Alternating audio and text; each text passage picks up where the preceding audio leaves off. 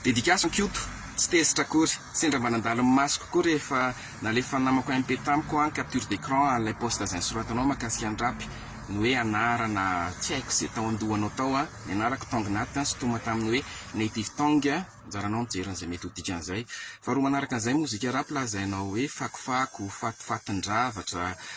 inona ihany koa hoe mikorotana mitabataba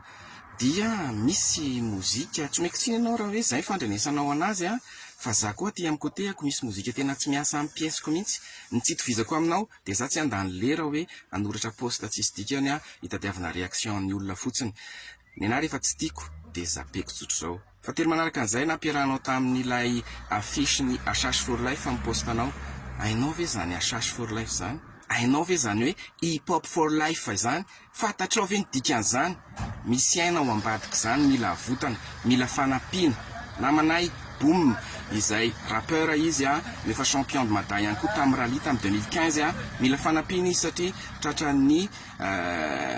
aretina izay ao anatin'ny fanaovana dialyse izy amin'izao fotoana izao a vola be ny tadiavana zany a dia tonga izay nama mivondrona hiaraka anampy anazy hitondra ny anjara biriky amin'ny fitsaboana anazy ainao ve zany zavatra zany mino afa tsy hainao zany fa maika fotsiny ianao ny amoaka poste eny amin'ny Facebook eny verina kely amin'ilay anaranao hoe Kyoto manomboka androany a dia ho alavainao hoe kondrana total veloma